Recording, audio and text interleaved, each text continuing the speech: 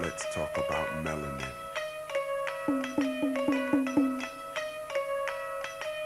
Melanin. M-E-L-A-N-I-N. Melanin. Say it again. Melanin. Melanin. Melanin. Melanin.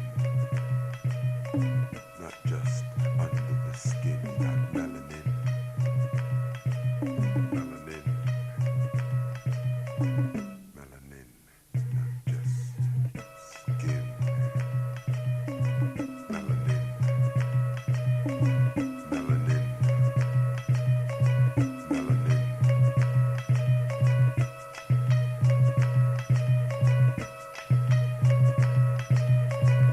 A gift from the Creator. Melanin. Melanin.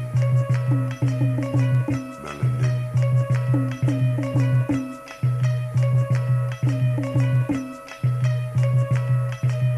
A transmitter. A receiver.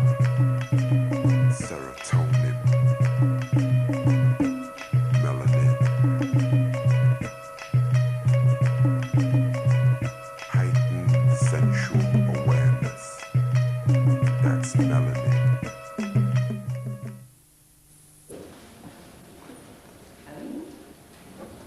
This is what gives us the pleasure and an opportunity this afternoon to welcome a sister that we can take the whole afternoon just introducing. We have the pleasure here to share with us this afternoon of Dr. Neferkare Stwart Khemre. Sister Neferkare is the Executive Director of the Khemre Institute, a center dedicated to holistic health and wellness, psychospiritual counseling, and consultation. In 1981, Sister Neferkare gained a doctorate degree in clinical psychology from Vanderbilt University, where she conducted both a master's thesis and dissertation on melanin and African infant development. That's what we're saying. Melanin and African infant development. Between 1985 and 1988, she lectured at San Francisco State University, California, where she taught a course on ethnic pigmentation and the experience of color. She is one of the founding members of the Melanin Research Team, the KMWR Science Consortium in 1987. Her specialist area has been melanin and natural development, which has focused on the presence of KM melanin throughout nature herself.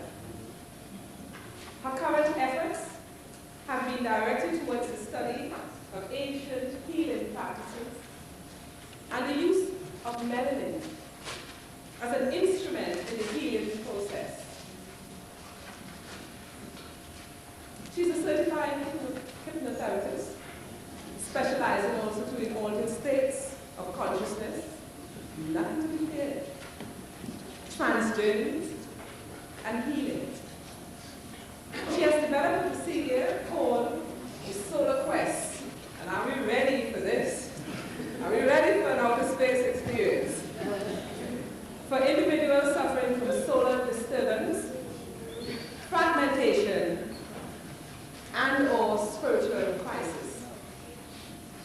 The Khemre Wellness Center utilizes approaches to health and wellness, which includes the integration of the physical, mental, psychospiritual healing techniques in the treatment of dis-ease.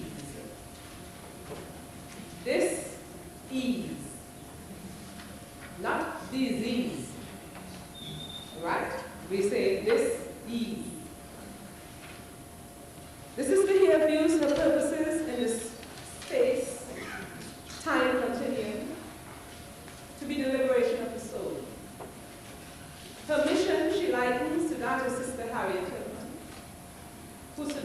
bring the people through the valley of the shadow of death, from physical slavery to physical freedom.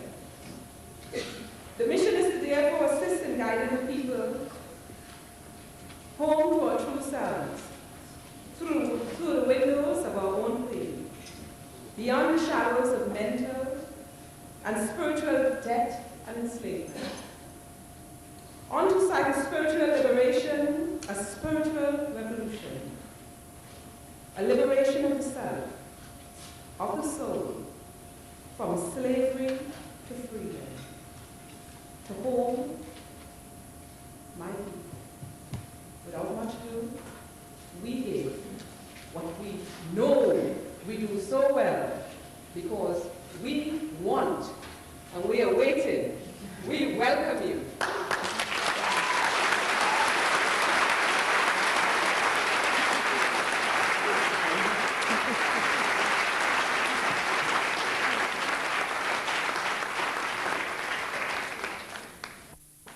Hotep, my brothers and sisters. I want to thank everyone for being so wonderful. They have taken care of us from the time before we got here, and for the whole time since we've been here. And I want to thank you, everyone who's involved in that. One of the things I thought I would share, Sister Sekhmet, I mean, everyone's putting that pressure. It's like, well, you're going to have to take them up. And I'm like, I don't know. But I would like to take you on a trip. I'd like to take you on a journey. Our brothers, great African scholars,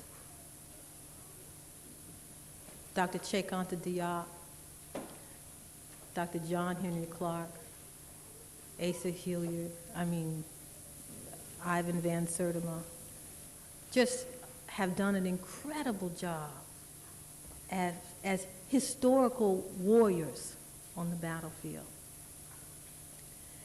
And they have assisted in the conclusion or constructing the data that life began in Africa.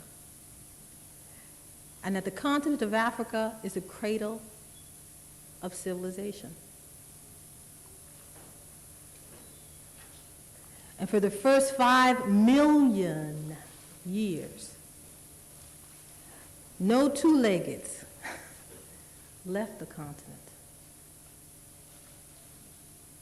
It was a powerful struggle, but it's clear now. And that evidence has now been followed up after the fact by microbiologists and molecular genetics who find that living within the genetic material of African people houses the genetic chain dating back 200,000 years that all life on the planet Earth came forth from a black woman's womb on the continent of Africa. That's heavy. That's heavy. It's heavy, brother. It's heavy. It's heavier than that.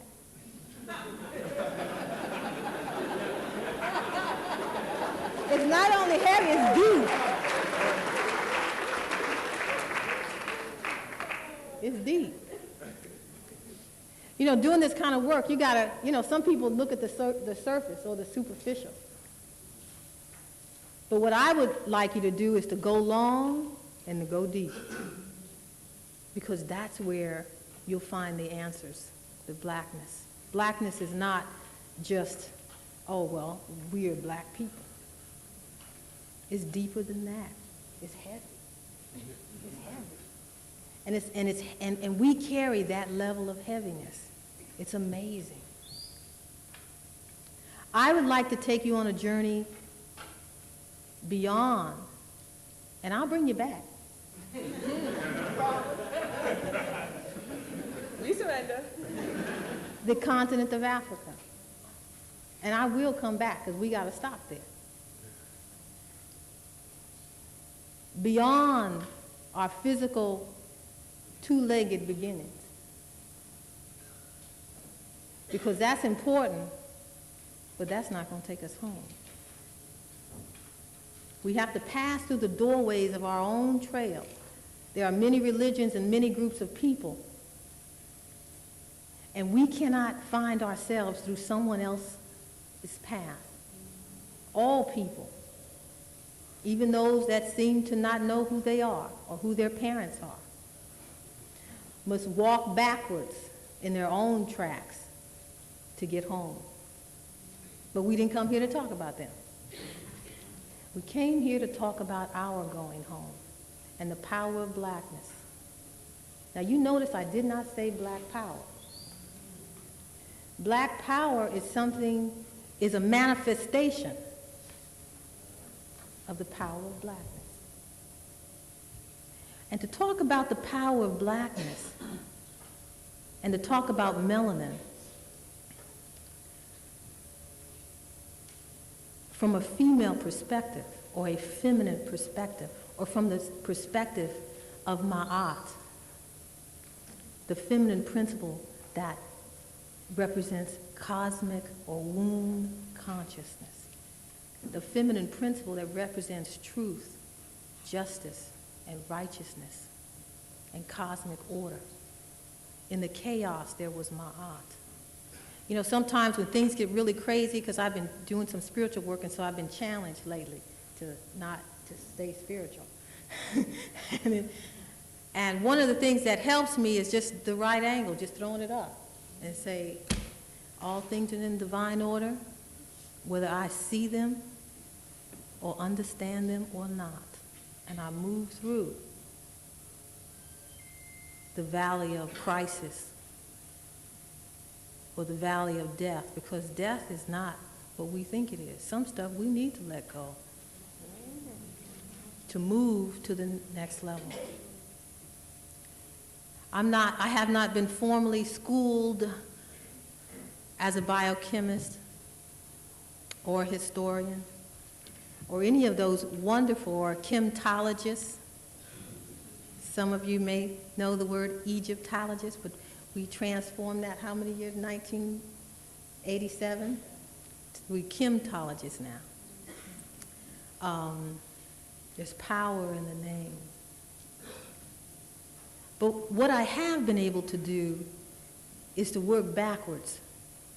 And I used to always say that, and people go, and I used to feel kind of bad about it, because things would come to me, and I would then go and I taught a class in melanin for about 3 years at San Francisco State, and fortunately my TA was a chemistry major, and I would say, you know, I keep having these dreams that, you know, there's this ring around the earth, and I just keep seeing this light and this ring around the earth, but it looks like it's, and I said, hey, his name is Gilgamesh. I said, hey, Gilgamesh, is there a ring around the earth? He said, you mean the electromagnetic field? I said, yes. and I would say, you know, I keep wondering if this is related to this. This word just makes me think it's melanin. And he said, well, what is it? I learned about myelin sheaths and how the brain is connected and the muscles are connected by this stuff, these myelin sheaths. And I said, boy, that word sounds like melanin.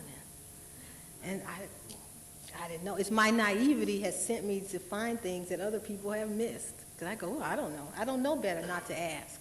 I don't know better not to look it up. Come to find out, they were talking about this gray stuff. And I said, oh, sound like a melanin thing to me. You got to look for blackness. It's looking for you too.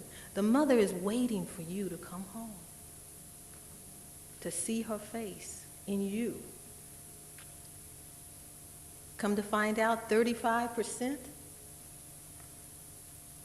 of the chemicals in the myelin sheaths, which connects your brain, is MSH. MSH is a hormone, melanocyte stimulating hormone. I was like, whoa. So as the brain develops, it blackens over time. As the infant develops, the brain, these little hands, it's like a web, goes over and blackens. The first place that's blackened is the locus coeruleus. Coeruleus? which affects memory. And then you got the substantia nigra area. So your infant is able to like look at you, recognize your face, understand what it needs to do to get its needs met. And then pretty soon it starts moving. Substantia nigra area is hooked up. It's like hookup juice. Hookup juice. And it's transphysical in that it is chemical and it's physical. The myelin sheath is a very interesting kind of stuff. It's physical and it's fine, but it's also juice. Hookup juice, black juice.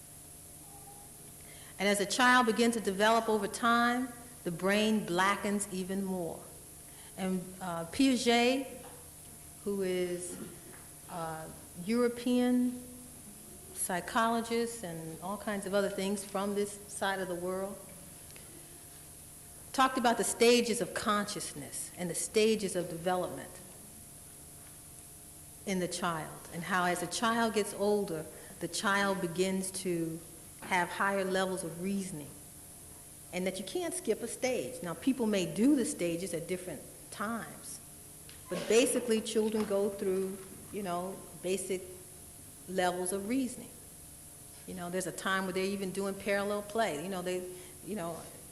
They say this, and yeah, I'm doing that, and you see they are not playing together, but they think they're playing together because they kind of see their reasoning and logic is based on where they are in time and space. And as they develop, their brain begins to blacken. And there's a wonderful graph that I don't have, but it shows that with age, the level of neuromelanin and MSH increases all the way up. And the chart went to like 60. That you become blacker and blacker and wiser, if uninhibited by the environment, and if you're willing. And so our ability to transform. The other thing is that in embryology, this MSH, if it is missing from the brain, and they've done some rather horrible studies with animals and other things, but the brain begins to stop growing. It stops growing if MSH is inhibited. And so what they find is cases of encephalitis, spina bifida. Encephalitis is like half the brain. The brain is not even fully. They look down into the pituitary system, no MSH. So this black juice, this black stuff, is critically important to all aspects of our existence on the planet and before. And I keep referring back to before because people usually don't talk about before. They may allude to, well, yeah, there's carbon in the sky. But there's a deeper story than that. It's deep. It's deep. So life, the blacker the berry, the sweeter the juice. Do they say that here? Oh, yeah. They say that here? Is that universal? Maybe we're all farmers. My family's from Mississippi. It's farming. You look to see as something is developed and refined, it blackens, doesn't it? It gets blacker and it gets black, it gets juicy. You got to hurry up and eat it. So before it returns to the other side. That is evident as an intuitive scientist. Can I be that? I don't know, I have a degree in it, but can you go to college for that? I'm an intuitive scientist. What I began to look at as data, and all my work is after the fact. I start dreaming about black holes. I went and got books on black holes because I knew the ancestors were trying to communicate with me through my dreams and through my visions and through things I would hear people say, and they would be talking about something else, and I would go, this is what I think about this. This is what it's stimulated in me. And one of the things Richard King says, if an idea comes to your mind, follow it. If a question comes to your mind, go for it. Don't think it's crazy. Don't think it's serious. Don't say, oh, well, I don't know nothing about that. I have not known nothing about most of what I've done in my life. That's the secret of my success. Has been deciding what I want to do and walking in that direction. See, a lot of people think about what they might want to do and then try to say, well, how could I do that?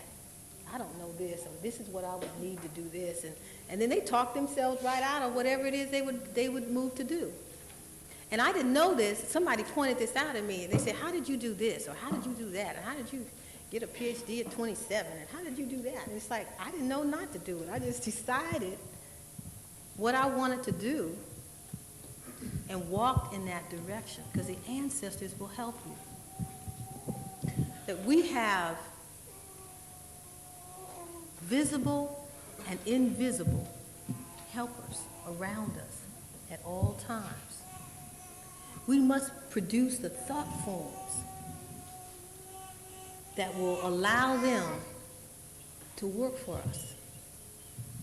White supremacy has done what it's done, has been successful, because they understand thought forms. The ancient Khemre people understood thought forms.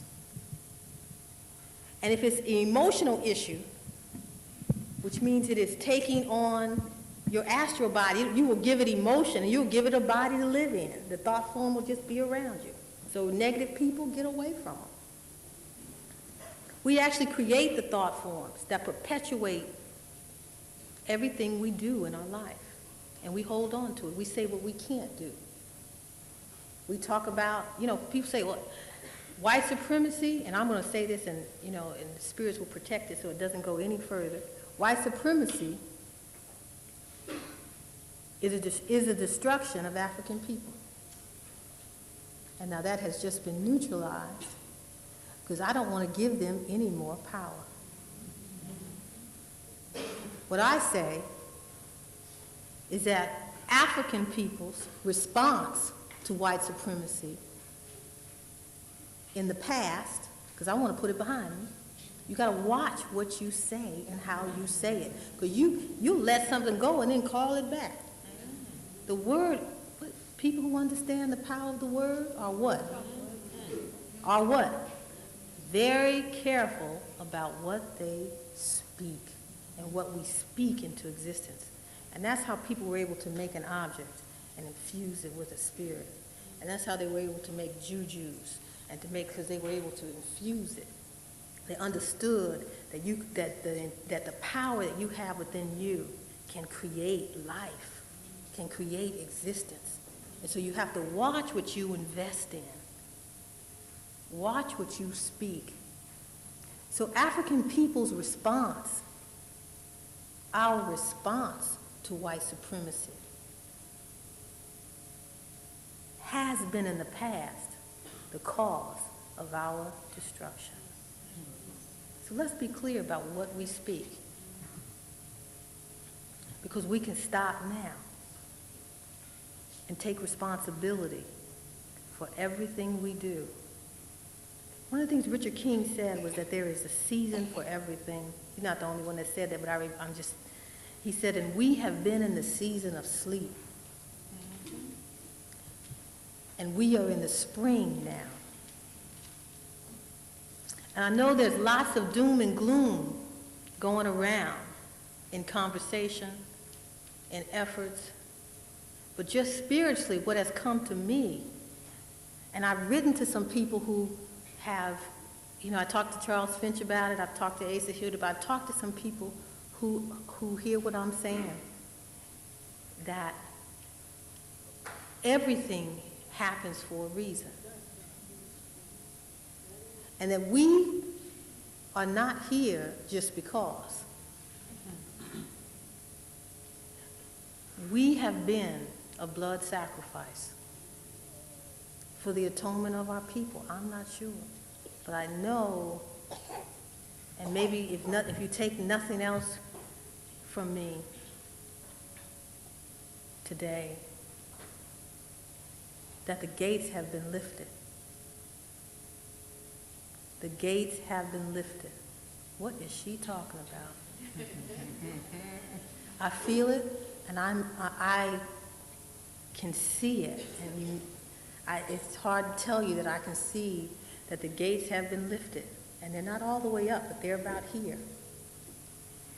And the issue is, it's over. And when the lesson is over, you can move to the next level. But just like in slavery, I don't know how it was here, but just like in slavery, when it came around and they said, well, you know, it's time, you can leave now, slavery's over, you can go. Guess what? Didn't move. This is all I know. What do you mean we can't leave? What do you mean, just leave and then what? Well, but we know what we got here. We got some food and we know what to do. We have a frame of reference. People want to know what to do. I go to work and I do this and I know what to do. Why should I leave? At this time, we can change the course of our destiny. We have the power within us now. Sister Harriet Tubman is just always flares and comes to me. Sister Harriet Tubman wanted to take people from physical slavery and bring them into freedom. And she was willing to risk her life to do that. But guess what? Everybody didn't want to go. And that's been one of the hardest lessons for me as a healer, is that, wellness is a responsibility. Everybody doesn't want to get too well, or they want to get kind of well. And then they leave and you don't see them no more. And then when they, integrate that, they may come back and it's like, okay, here we are. And it's a responsibility. It's easier to be sick sometimes. It's easier to not know that there is no bars on the gate. Anybody see the movie? I don't know if they have it over here, the Shawshank Redemption, Shawshank Redemption. Powerful piece. Please see it. Please see it. Because there were people who had been in prison for so long. Escape. Why am I going to escape? What would I do? Well, the brother said, I'm institutionalized. This is all I know.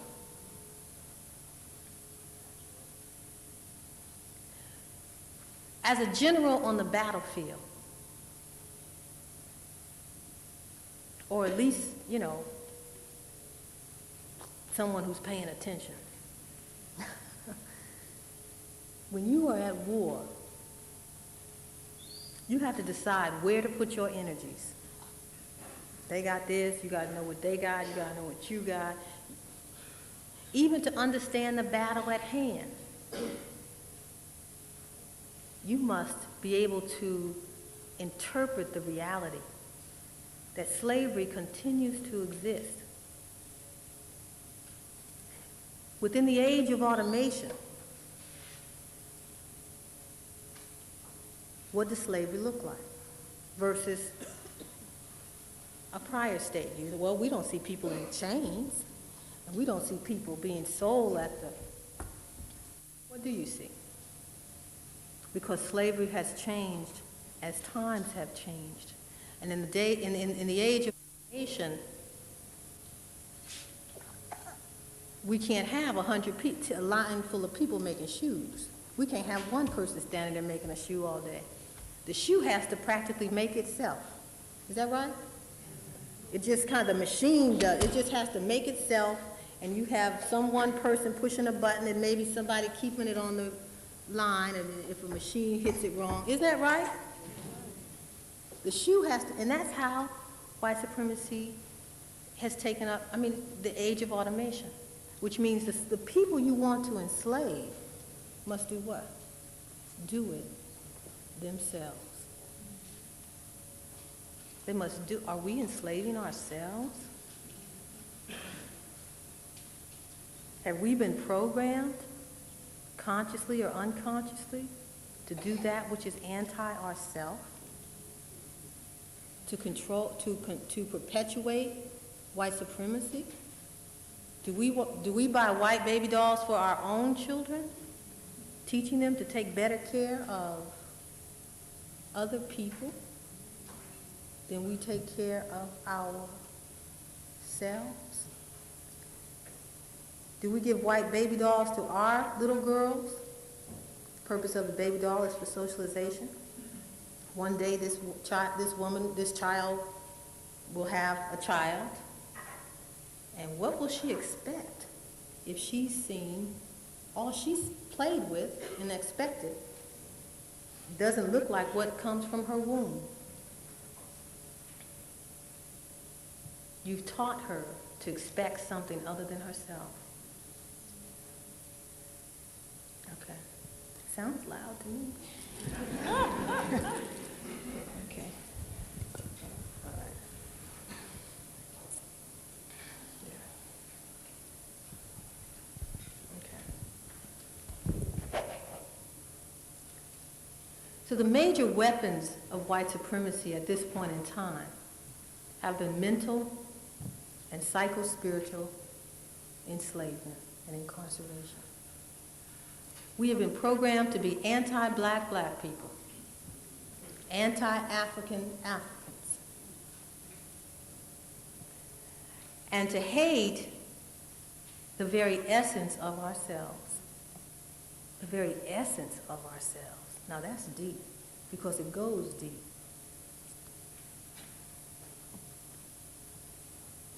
We have been programmed that if you listen to too long pro-black sentiments, you must be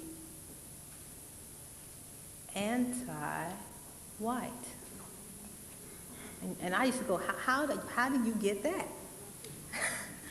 When we're celebrating Lincoln, what are we? Birthday, what are we? When we're celebrating some president or somebody, what are we being? Are we being anti-black? You know? Say power to the brother. If you did something cool, that's fine. Now, but when I say, check on the Diop is all that, don't tell me I'm being anti-something. I'm being pro-something. But to be pro-black, our brain computer has already set up a dynamic, a response to that, and that is fear, flight, or you deny the reality, and that's the crazy nigger. Oh, them niggas is crazy over there. Anybody ever have that happen to them? I know I have. They go, oh, you're racist, aren't you? And I have said nothing other than, let me tell you about melanin. Blackness is all that in a bag of chips, or maybe I should say blue corn chips. It's like it boggles your mind how they could and get scared of you and want to leave. So it has been, well, what would happen in slavery? If somebody did something that might offend, everybody might have got it. We're going to lynch 3 of y'all for what this one person did. And we're going to let that one person stay there to see that he caused this. And then everybody else will see that this person caused this. And that's going to instill fear. I remember hearing, I think it was Karinga. I'm not sure who it was, but it was a number of years ago talking about in the Caribbean where they had baby making or slave making, where they would hang the pregnant woman up by her wrist when she was about, am I saying this right? Because it was a long time ago, I was in undergraduate school, by her wrist when she was about 9 months pregnant, close to term, and leave her feet off the ground so that, you know, I've been pregnant before, so you know what that feels like. Because by that time, you're trying to hold it up or want to take it off and sit it on the dresser or something, because it's heavy. It's heavy, and it ain't going nowhere for a while. It's heavy. But which means that gravitational pull, that baby is already in the chamber and would hang. And guess what they would do? See, I give white supremacists, I give them all their props, because I think they've done an excellent job of what they do. I really do. I mean, they get an A plus. I think, and it's still working. It's like the Energizer. Just keep going and going and going. They do good. And so I must respect and honor that system if I'm going to move effectively within it. Oh, that's just, While the woman would hang from her wrist, her feet off the ground, gravitational pull, forcing that belly down, they would take pins. And if I'm saying this wrong, somebody help me here. And they would stick it in the labia of her vagina. Just stick it. And so what would happen if someone is sticking a pin? You're going to tighten up. It's going to instill fear. And a woman at that point in time is very vulnerable, because she knows whatever happens to her is going to happen to her baby. There's a whole bunch of other stuff. And not to mention that as the pregnancy process increases, the estrogen and melanocyte stimulating hormone, which is stimulating the production of an incredible amount of melanin in the body. So, you think, some people say, oh, these pregnant women, they're crying, they're on edge, they are feeling 2 blocks away. They are sensitized, too sensitized, but they need it for the process of what they're doing, because when MSH begins to inhibit, that's when labor begins. So it's actually holding that baby up and keeping that process in place. So the goal would be to instill fear as transmitted from the mother, physically and psycho-spiritually, to the unborn child. And I was told this was like, and you get more money for these babies who have fear already in them.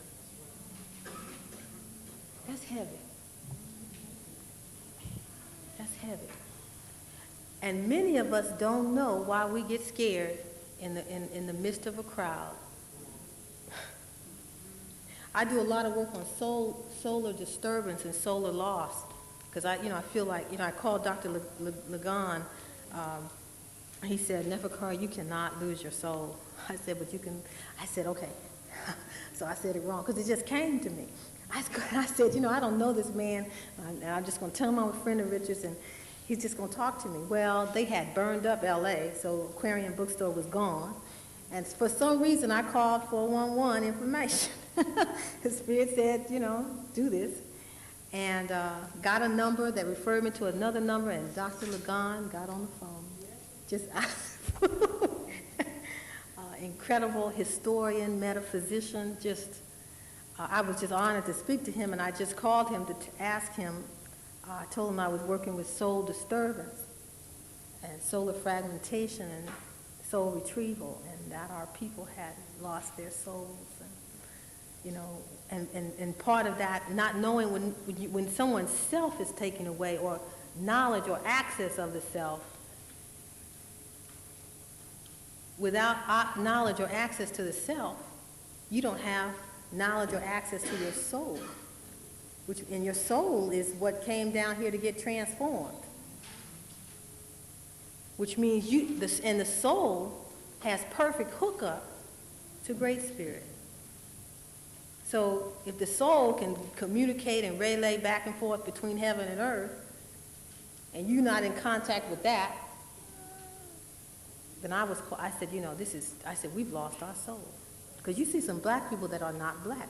I don't know where they would go they're just unknown black. They don't, then you need a category in there, unidentified blacks, whatever. The alien blacks. Something. But they don't move black. They don't talk black. And there's a certain rhythm to blackness when it's allowed to express itself in its natural form. I say once again, the secrets of my success, if you can consider it a success, is that for whatever reasons, I was allowed to do some things undisturbed. People just didn't notice me, and I was just doing it. I didn't know not to do it.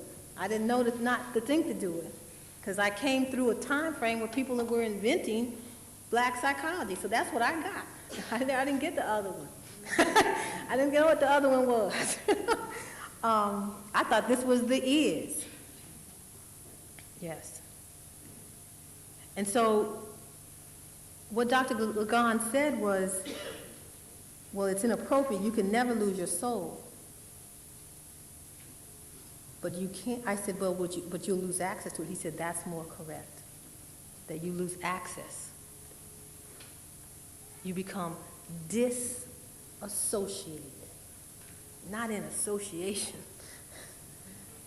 And I said, boy, I used to hear that word all the time, disassociated, dissociative disorder. I never thought about it like that. You become disassociated from your own soul. That's heavy. And so some of what has happened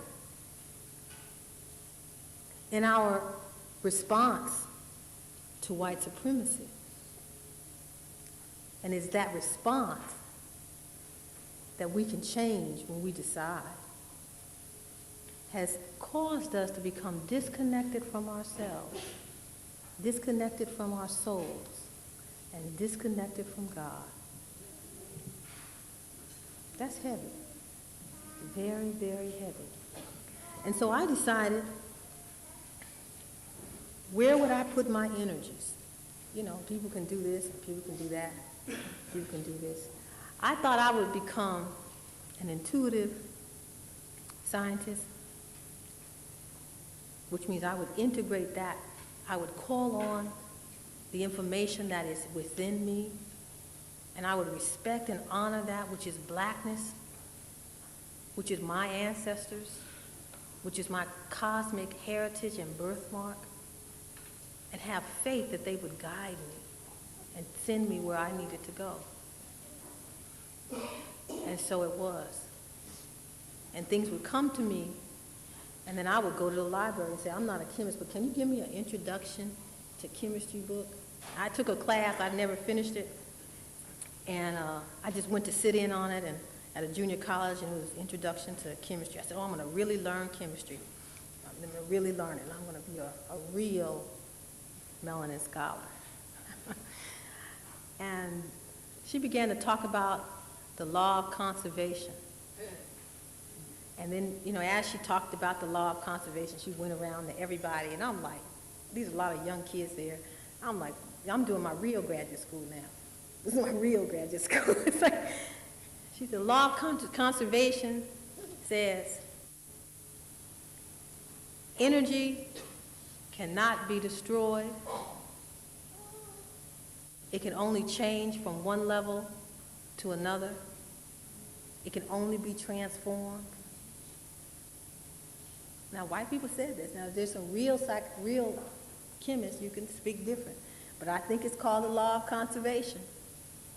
So if energy cannot be created or destroyed, it can only be transformed from one level to the other. That means all the energy that has ever been is here with us now. It was like a spiritual class to me. I was like, this is what I heard. I said, ooh. Everybody else was sitting there trying to get the notes. Is this going to be on the test? And I was like, it's so great not to have to do the test. And I said, and then she went around and what do you think? And when she got to me, and there was like 2 black people in the class. Actually, it was 3, and they put their head down when I talked. Because they did. I didn't know why. I was just happy to be here. I was just happy to be here. And to receive, I was glad this white woman was teaching me this. I thought it was wonderful. It was a blessing. I just left class going, yes, so glad. I just thanked her after class because I felt so spiritually moved. And she looked at me, she did not get it. But if energy cannot be created or destroyed, it could only be transformed. She asked me what I thought, and this is what I said. And she didn't know how to write it on the board, but she was writing up what people thought. And she said, well, I've never had anyone respond in that way. I said, this is just a blessing to hear this information. That all that has ever been, all that is energy in various forms. If it's a solid, it's energy that's moving at a different vibratory rate. This is science. The ice, the solid, that transforms to the water, that transforms to the gas or the vapor. Same, that transforms to light. Ain't that heavy? It's all the same. And the other thing I learned about is, the white man's juju. It just hit me in that class. That means there is no death. So we could stop being afraid to die. I said, that is the white man's juju, huh? They're going to come and get me. If I stand up, I might die. Nobody ever had that? They don't have that here. So there is no death. There is only transformation from one level to the next. There is only transformation in the house of the Great Mother. We move from chamber to chamber. As the life cells move to the womb, move outside of the womb, move into the earth, return, and again, and again, and again. So who in here is running out of time?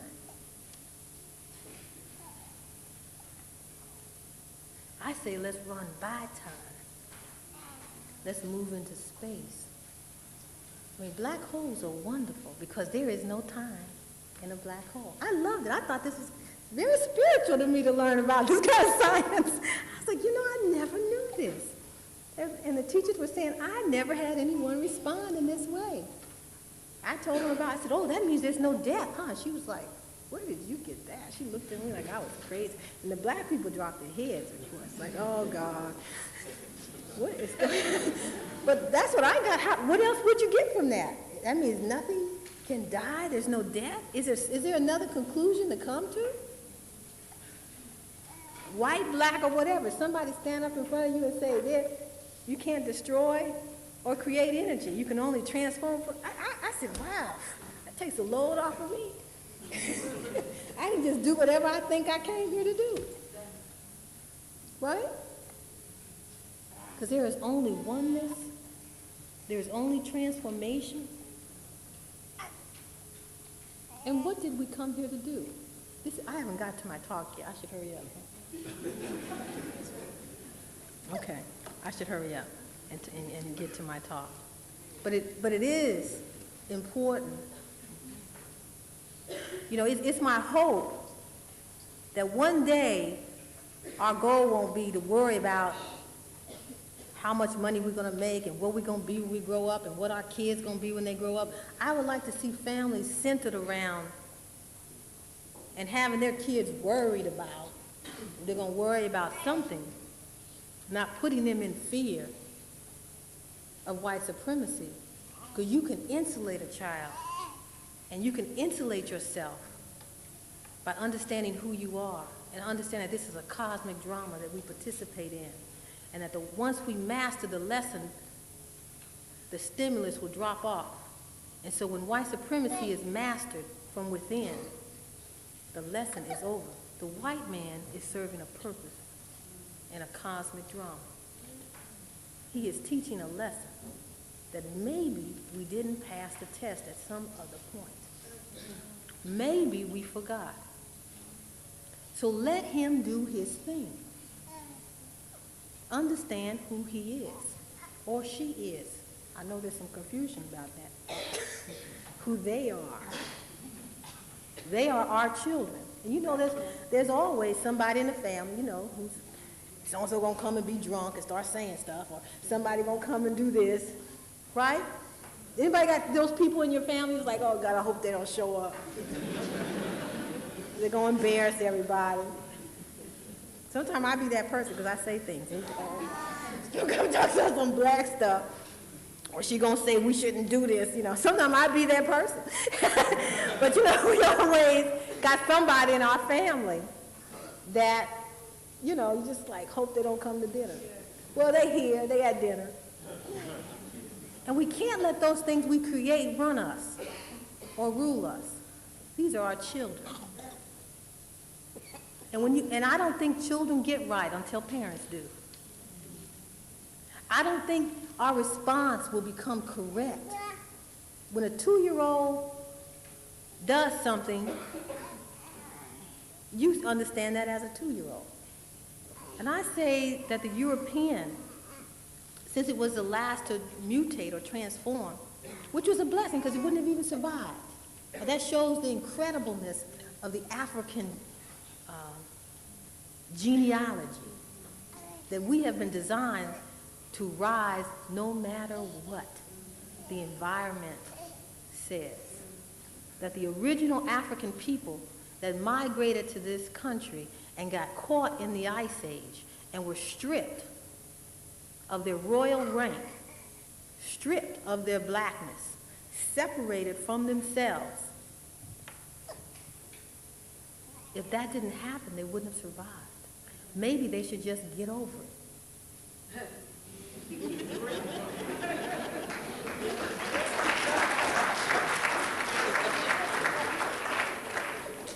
So they're just going to make themselves right. White. Right? So the goal then is to separate us from ourselves. Separate us from our source. Isn't that interesting? I'm going to make you like me. That's heavy. What is that called psychologically? Projecting that on us? Conversion reaction? There's some words for it. What I suggest is that we wake up. And as soon as we stand up and understand who we are, which I think is the lesson, and master that, because we are all co-creating with God. Co-creating with God. There is no, we are co-creating with God. We are, someone say, who are you? Yes, you're an African, but let me tell you who you are that's even greater than that. You are a divine manifestation of Great Spirit or God or Allah or whatever you want to call on earth. That is all you are. You are, isn't that heavy?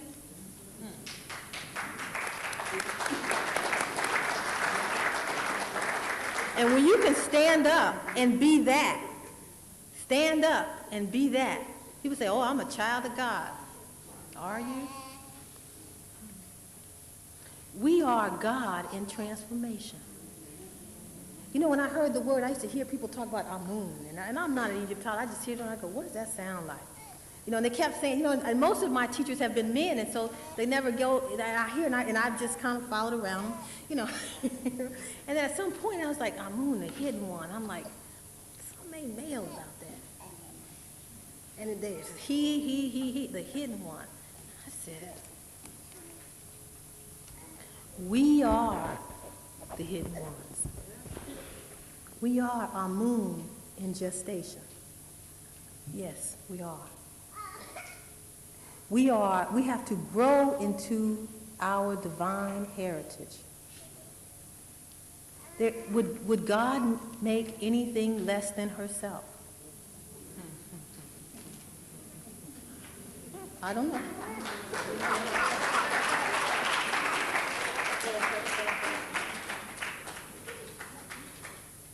I don't think so. So, as we co-create with God, we must take responsibility for what we've created in our life. And everything we have that has happened to us, they're going to say, oh no, she's going to blame us for white supremacy. I'm not saying that. I'm just saying that everything that has happened to us and everything you do today, every thought you think, this is how serious it is, has a domino effect into the future. So there is nothing individually, collectively, that has happened to any of you or any of us that we have not created at some point in some time based on our responses to stimuli, regardless of what the stimuli is. It's amazing when you take responsibility. I was fighting with IRS, the tax folks. And I say, mercy, I needed mercy. And you can pray for mercy even when you've done wrong. Instead of getting shot in the heart, you might get shot in the foot. You can pray for mercy. I pray for mercy all the time. And I figure I have double indemnity insurance, you know. God takes care of children and fools. You know, sometimes I just do stuff I don't know. I'm not supposed to do it, so, and I have children, so, you know, I just kind of get coverage. We can pray for mercy, but we must first take responsibility for what we've created, what we've done and what we have not done, and stand up and be the gods and goddesses that we are. Your prayers will not be answered. You'll just create another lesson for yourself, because God can talk to you in many ways. God can drag you through the street. Now, I want you to learn not to do that. That's the lesson. Or you can listen to your higher self. You can, the spirits will talk through someone else to get to you. You can study. You can pray. You can work. There's many ways to learn your lessons. But sometimes God has to, I'm going to say, manhandle you, just to get your attention.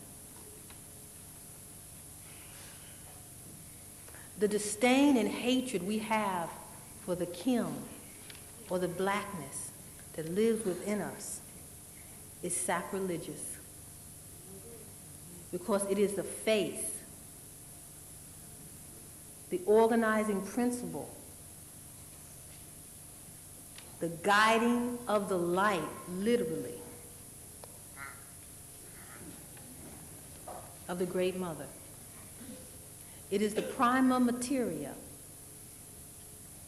I was told that on the walls at Luxor, in ancient Khemre, it says that the birth of the divine man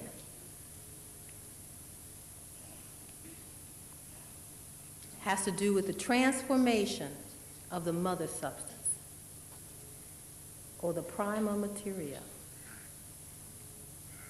I said, wow, that's heavy. What is the mother substance? What is the prima materia? Primal, ancient, basic stuff.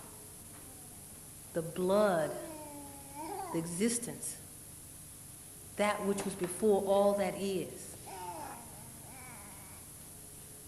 That which will always be in transformation. What is it? And the Spirit told me it's melanin. It's Khemre. I was like, oh man, the mother substance. Let's find out more about that. And in the process of finding out more about that, I had to go past the continent of Africa to find out that there is Khemre in space, and that we are the stuff that stars are made of. It's heavy. It's very, very heavy. And that melanin is a feminine principle. And it should not have surprised me, because in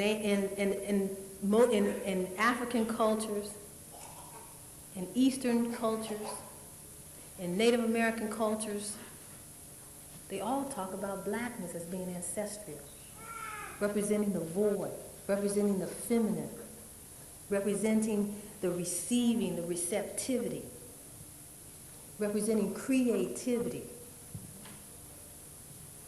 representing higher consciousness and divinity. You know, it takes Rosalind Jeffrey to just tell you, people would paint stuff black to make it royal, and then paint gold around it to represent the light. Melanin is has receptive capabilities and reflective capabilities. So where there is blackness, there is light. Yep. And that you cannot receive the light but by the grace of the Khem that lives within you. It's a gift. It's a sacred, ancient gift. I'm gonna do my presentation, okay? But before I do that, I'm gonna read a poem. And then I'm gonna do it. And what I don't do, I promise to finish. Okay. It's called Transformed and Transforming. And I wrote this in 1989 and 91. And I didn't know what it meant. I mean, I had to grow on it. And I'm still growing on it. I think I'm like up to it now, looking at it. And this is 96 and I'm 43, so. But it's called Transformed and Transforming. I stand on the rock of time. Now this poem, I didn't write this. This came through me. I couldn't go to work. I was in parking lots. It's like if you don't get it out, it forces you. It's like transmission just comes. And it took several times. I had to go back and get up in the middle of the night. Some more was just coming down. And I was being bombarded by this stuff. And it was like, I don't know what this is. And then when I finished, I could put it down. And it was over time going back and going back and going back. And I go, did I write that?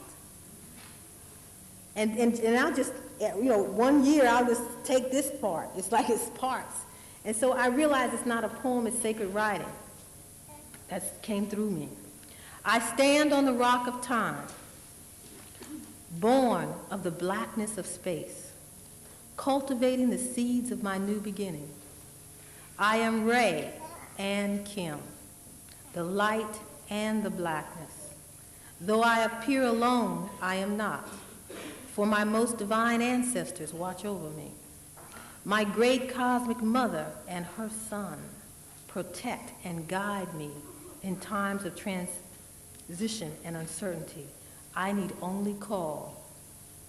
They assure me that my hands will be made strong enough, my will powerful enough, the desires of my heart righteous enough, and the words of my mouth correct and wise enough to master all that has been asked of me. I will rise like Re in the face of my enemies, fearing not of their works against me, but of my works against myself and others. For those are the only works that have the power to destroy me.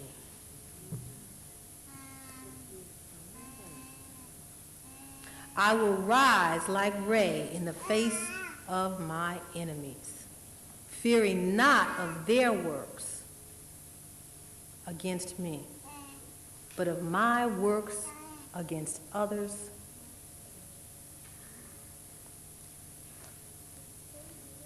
Those are the only works that have the power to destroy you. You understand what I'm saying? We need to go inward. We can spend so much time outside of ourselves. We need to go inward. I will not partake of evil deeds, for I will allow the light of crystal blackness to guide my ways. I had melanin on my mind. Remembering always that my mission and purpose is sacred and holy and must never be betrayed in the face of fear. I am a spiritual warrior, placed at the breast of her Lord Ma'at. Truth, justice, and righteousness nurture me. Like an embryo hidden in its mother's womb, I too dwell in the house of her Lord. Yes, I do. I am the hidden one in gestation, transformed and transforming within the sacred black body of my universal mother. I too wear the birthmark of blackness, her shroud of divinity. Though I know not her face, nor her name can I be sure, her protective arms encircle me.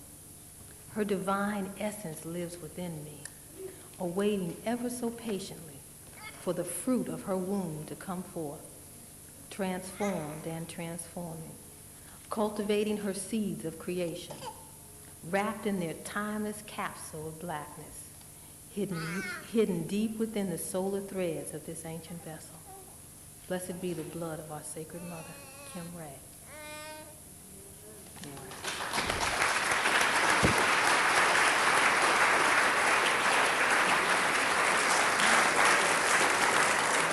Okay. I had melanin on my mind. I think I wrote that, when I wrote that, I was learning about soliton waves, and memory, and how melanin houses memory and can send it through time. And I was like, wow, it's a black thing. That within the genetic material, that the the blackness, the melanin that lives within you, is the record of all of existence. It's trapped and protected, and we have to access it.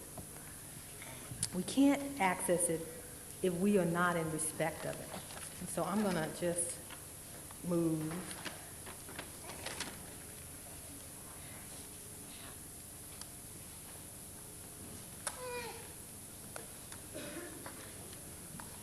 Riketi Wimbi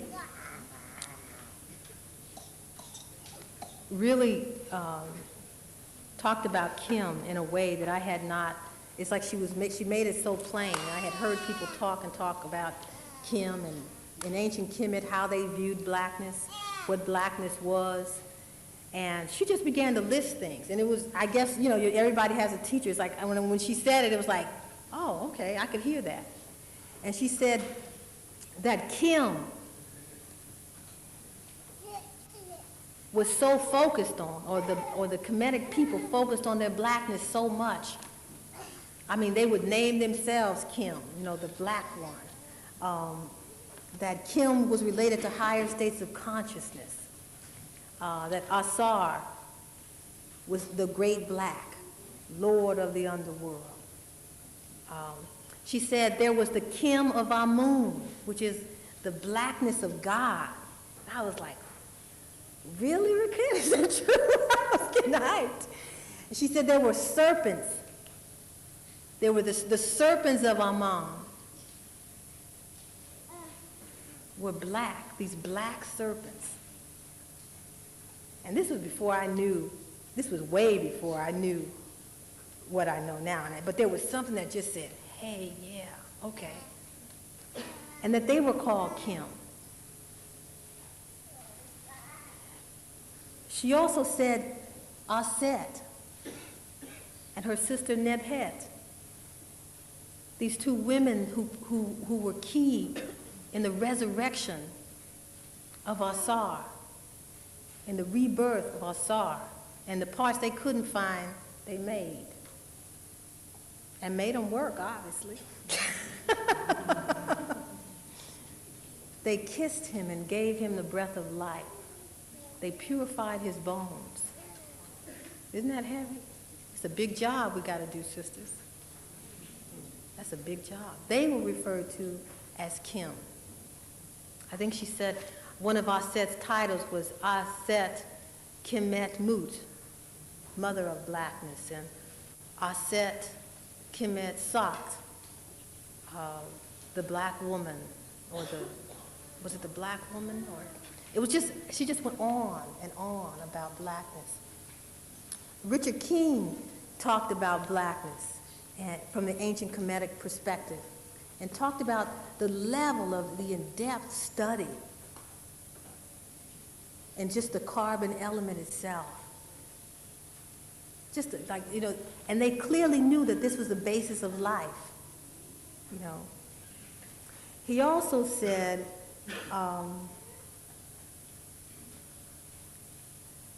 that the level of, I'm going to say the word their theology spoke very clearly of the origins of the universe and it being a black thing.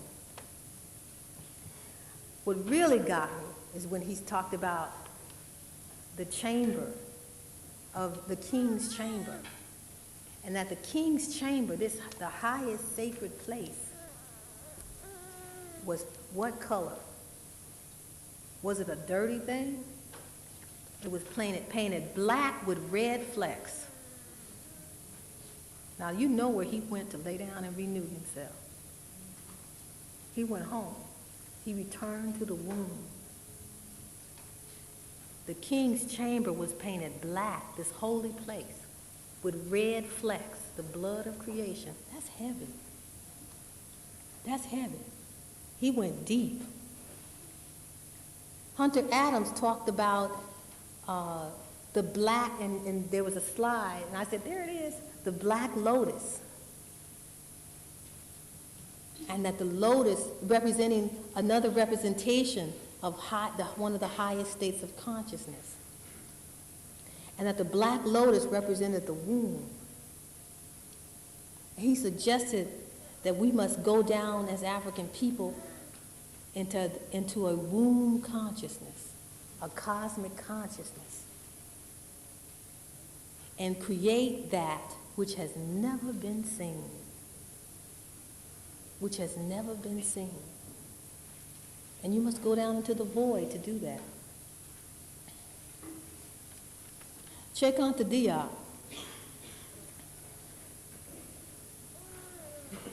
noted that Kim, or the word Kim, or the symbol Kim, was one of the most profound and explicit words used in the Quranic language. He also noted that yes, Kim was a netter or netcher, but aside from that, sit that over here, Kim was considered to be the principle of nature itself. And I was like, well, Kitty, you gotta be wrong. Is this it? Is that exactly what it said? I don't speak French, but I'm gonna have to take your word for it. Is this what it said? It is the principle. What is the principle? When something is the principle, it is that which guides, that which everything is around. That means Kim, or blackness, is the nature of nature itself. The nature of nature itself. And so I said, if that is true, then we should see it as an intuitive scientist. If that is true, then we should see evidence of that at all levels, at all spectrums of existence. And so I went to look for that. Through a series of dreams, I kept having dreams about black holes in space, and so I had to go get some books about black holes in space. And so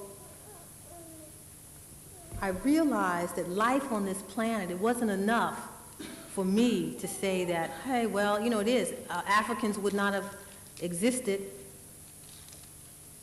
at the cradle of civilization if they were not black, because melanin protects the DNA structure.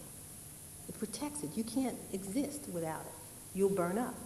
You know, we live within a solar system, but there's a double-edged sword here.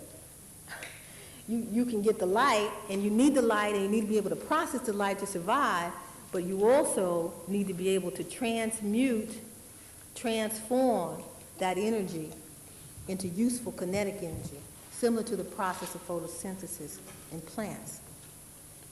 And plants use a melanin called chlorophyll to do that. And so I wanted to go further than that. And so I went a little bit further down to, what does it mean to have life? I hadn't gotten space yet. And so I began to look at, with introductional books, so you don't have to have no whole big stuff, because a lot of the stuff is right in there. It has to do with opening your mind and getting it. But where did life come from? Well, biblical readings say, we came from, God made people from clay, and you can have those there's a whole host of different kinds of understandings of creation stories. But we're still back to dust. And I couldn't get this dust out of my mind. I said, this clay, this dust, this potter's wheel, come on. And since most of the people I had talked to were men, and they talked about, people jacking off and people doing things, and, a lot of, really, really male, get down, I created myself things. Something wasn't right about that. I just said, I love y'all my brothers. But I think there's some more to this story. And so I began to look at all the various, how the Kemetic mythology changed over time, and that there were those goddesses, as well as throughout Africa, where that which was called God was seen as female. And we know, in embryology, or scientifically speaking, that the Y chromosome evolved from the X chromosome. And when you see an X, you see a Y. There is no duality. There is oneness in variation. And that's science. That's Introduction to Embryology 101, 101A. It's not even B. You don't have to go, because I didn't go that deep. I don't got time. I got kids to raise. I just want to know. I'm like Francis. I just opened the book and there it was. It's because God knows I have to be on the fast track. She got to get home and cook. And we find out, and I just, a book will fall off the shelf. And so I began to look at various mythologies, and they were very male. But what I realized was that even before I knew about, I was going to say Neolithic, but the period, is it Neolithic? The period before, there was all this writing where there were pictures. The goddesses and the images, and even the story of Ra, and it's like Ra was created, there was stories of him being created. And then all of a sudden you got this switch in history. And it was, get down. I did it myself. And it just didn't match in nature. And so I began to go deeper. And that even when you have all the male gods that you see who created themselves, allegedly, I said, they created themselves where? In the water. And where was this water? In the womb. And women don't let nothing in their womb that they don't want. You got to have permission. Come on, help me. Can I get an amen here?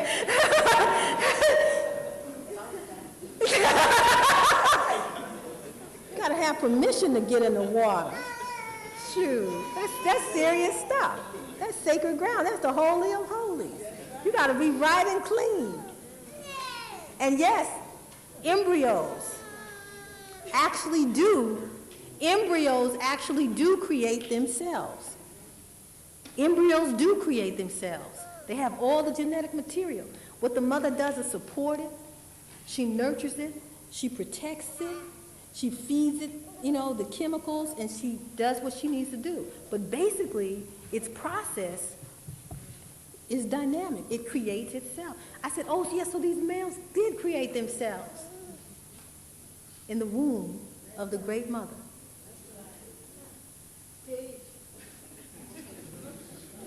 So it's deep. You got to go down in the water. Come on down and be baptized.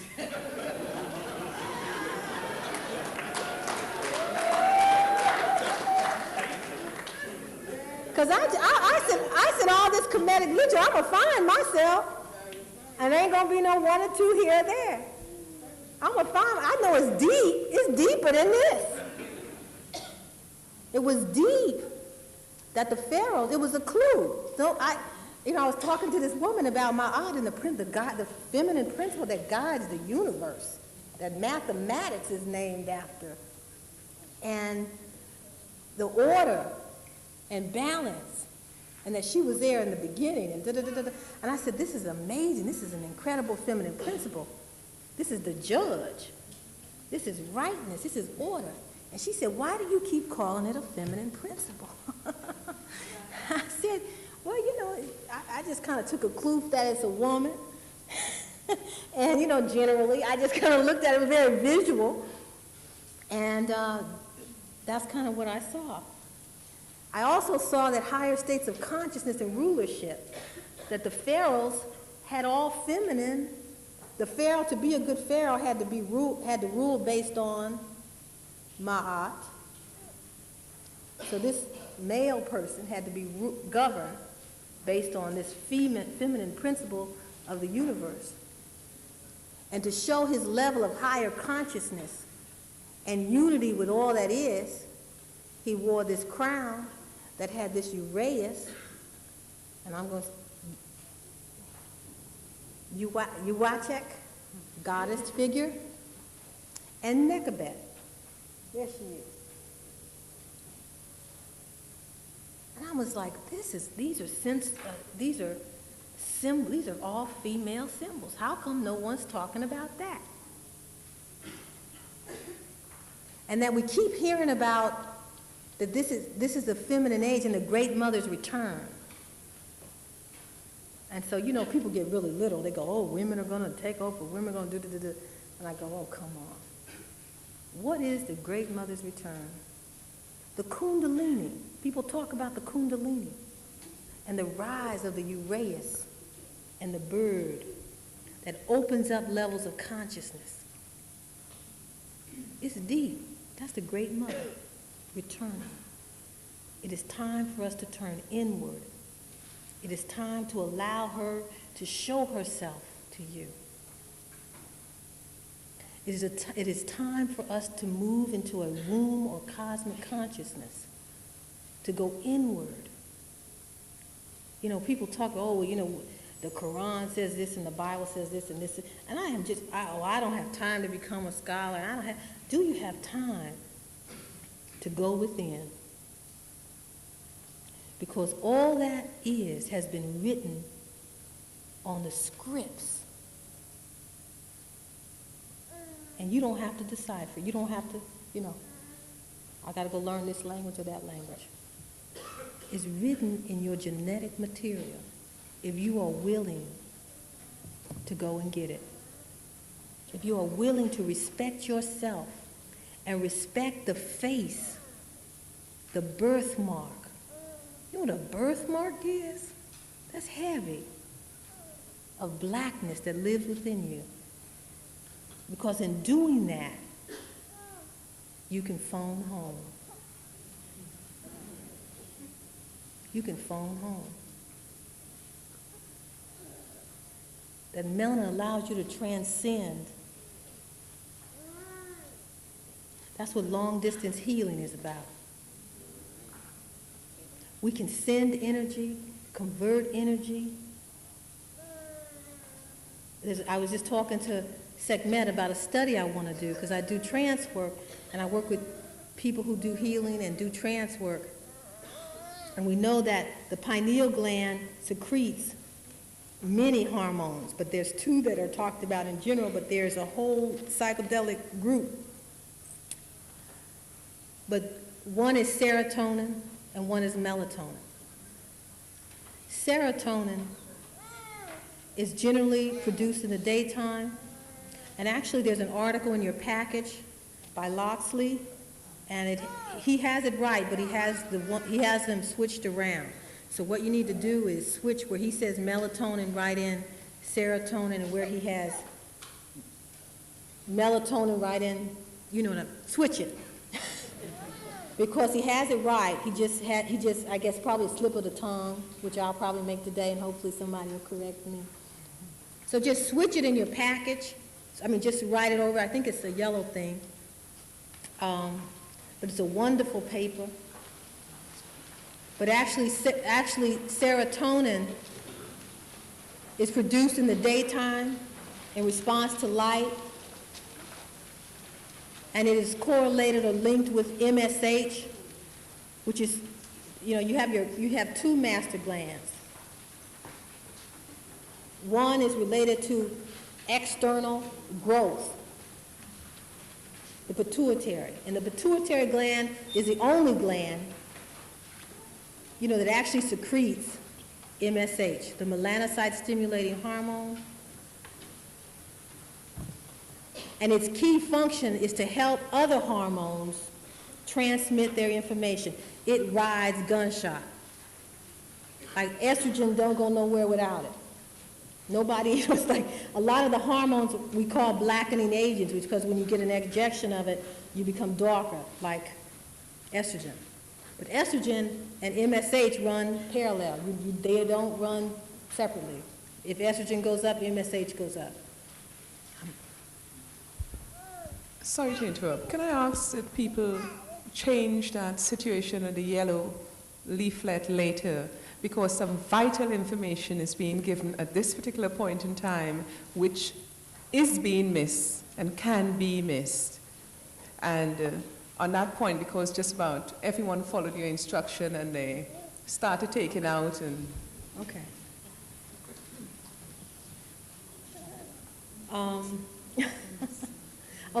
Thank you.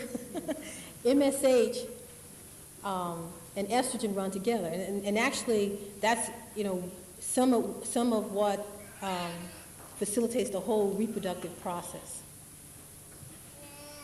The other key thing about serotonin is that it helps you to pay attention, and that's what in MSH, actually it stimulates MSH. MSH, when you have a lot of it, and a lot of women when they have premenstrual stress and some other things, they are wired for sound, and they're darker, which means they are picking up everything. They are sensory, whatever. And so sometimes the closer it gets to their menstrual cycle, and it's like almost time to come down, it's like everything is too loud, people are talking too loud, and it's like you need to get away from some of the stimulus because you're over-sensitized or you're extremely sensitized. Women have a lot of dreaming in color, and it's just, you know, it's a period to watch what you do because your psychokinetic or psycho-spiritual powers have increased during that time, so you can do damage. You know, don't curse nobody and hope they get in a car wreck. You know, it's like, okay. don't, you know, watch what you do to yourself and to others during that time frame, because you have just upgraded your level of sensitivity. And then as soon as the menstrual cycle begins, you have the pineal gland begins to secrete. See, people think the pineal gland only secretes melatonin at night, but that's not true. And actually, I believe you can induce through trance states melatonin whenever you want it. You can call on it and move into space or move into other realms of existence when you want to, if you learn to do that. Because sometimes you need an answer. Those of you who are students, you may need an answer. You may need to just kind of go down and pull it up. But you can't have doubt in your ability to have the answer living within you now. There are archives that have all the information you need that you can tap into.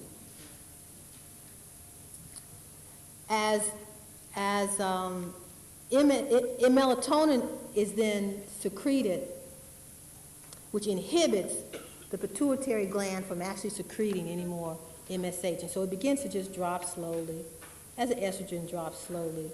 And then women usually get very pale. They get very pale when their period comes. It's kind of like if you ever go out for a party and then come in, you look at yourself, you go, God, I look pale. You know, I must have did something too much, but it's just that's what time it is. So melatonin, actually, that's another thing that's in the article. He says melatonin stimulates MSH production, but it actually does the opposite of that. But that's not a bad thing, because There's a time to pay attention to everything. There's a time to be a sensor. There's a time to pick up. And there's a time to turn inward, which is what melatonin allows you to do at night. In your dreams, you are not storing information, you are retrieving and processing information. And some of your dreams are not dreams. When you have a dream that is so real, and if you really have a dream where you wake up in your dream and realize you are dreaming, and then you just check it out. And I suggest you all practice that. And it takes a while. A friend of mine, when she first started, she used to get mad at herself because when she would wake up in her dream, she would get so excited that she was awake and she knew she was dreaming, she would wake up. So it takes a while to begin to wake up in your dreams. But then you can go and you can interact with the dream and find out what your ancestors are trying to tell you, or what your unconscious, which is, I don't like the word because it's not clear, that which is under the consciousness is really what the unconscious is. And that's a lot. That's a lot. The conscious mind can only pay attention to 7 things at one time, which means you may be holding your pencil, looking at your paper, looking at me, paying attention over, and you may have an itch. And that's it. That's all you can hold. That's real. But that's okay. Because whether you are sleeping through my talk or not, that which is under the conscious will pick it up. It is being stored. And you may go home tonight and have a dream about something and say, I wonder where that came from. Sister Khemre said something. I say, I have a teenage daughter who, acts out on me sometime, and I say, well, I'm just going to say this. And she go, I just don't want to hear that. And I go, it's okay, because I know that your unconscious mind hears me whether you hear me or not. And so I'm just going to say this and walk behind you and talk to you, and I will pick it up. And you can not even listen to me because it's okay. And she gets really pissed off. She said, I don't want you talking to my unconscious mind. I said, it's okay, because you don't have to want me to, or you don't even have to pay attention. Actually, you can go on in the room, and I'll just stay here and complete this conversation, because it's just important to me that you get it.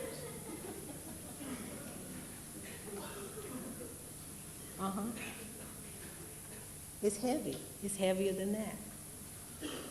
But we have the power to do. And so, as you become pale, and as melatonin actually inhibits external MSH, or external pigmentation, or external sensitivity, sometimes we need to turn that off so that we can go inward. So that we can go inward and begin to evaluate the records of what has already happened. Sometimes we need to travel and go somewhere. I begin to study shamanism, and I don't like that word because that word has become a generic word, but it actually has a European base. And so I'll just say, as I began to look at medicine men and women, and we are all medicine men and women. The only difference between a medicine man and or a medicine woman is that they know what medicine they bring. And that as we become in touch with who we are, we will, as we go through the doorways of our own pain and face ourselves, we will know what medicine we bring. Because there is something that you have come to do that no one else can. And one of the brothers said that you will either be Frantz Fanon, you will either be a good example of your mission or a bad example of your mission, but you are on mission. And the only reason we have come here, we have beamed down at this point in time, and I mean that literally. We have beamed down into this vessel. It's for the purpose of transformation of our souls. There's no other reason to be here. And that's what I want parents to talk to kids about. What is your connection to God? Are you on your mission? I don't care if they deliver papers.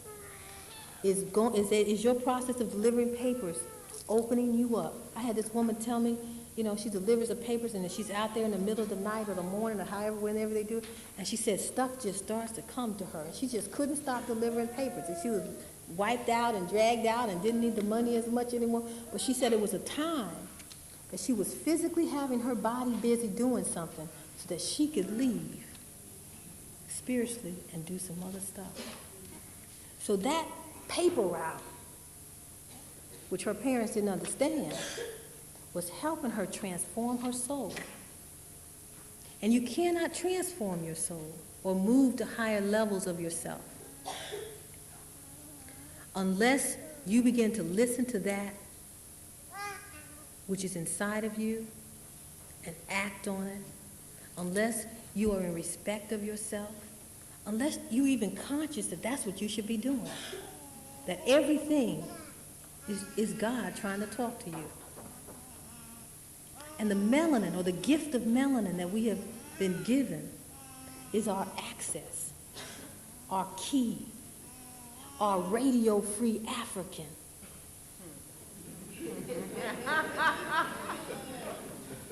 our black cosmic, you know, whatever, you know, black dot freedom or whatever. That we can, because you will just come back and do it again now. You know, we don't know what you'll have to be, where you'll have to be. Because everyone comes here at whatever level of soul development they are. You know, you see babies coming in, this is an old soul. This is an old soul. You might be older than that child, but you ain't starting where this child is. So this child is going to need an experience that you may not understand. And sometimes we have to take our hands off our children and let them go. Because the child has its own destiny. It's a soul that is in the process of transformation and will create some experiences. That child is co-creating with God. All you can do is pray for mercy. Pray for mercy. Pray for mercy. But the child has to learn whatever it needs to learn in the way it needs to learn. I believe that God can begin to talk to us different. I believe that we can begin to have a different kind of dialogue with the Great Mother. But you know, mothers are merciful. They want you to, come on. Okay, I'm going to try one more time. Mothers will give you chance. Daddies might whoop your ass. Say, get on out of here. And you need that. There's always sun time and there's moon time. There's sun time and there's moon time. There's a time where the kid needs to be on the breast and needs to stay close to that mother and needs to be nurtured, supported, guided, etc., etc., have chances. When my daughter got out of hand, I was like, oh, wow, she's 13? Okay, she can't hear, listen to me now, huh? I don't know nothing. I don't understand. It's time for sun time. Because I began to feel like I was hurting myself. She would only respond to physicalness. I mean, but, you know, like, I'd have, you know, it's like lower my voice. And just, you know, like, she wasn't responding to me. I don't believe, you know, what you gonna do? That's right. I had to send her to her daddy. I said, I got it. It's sun time.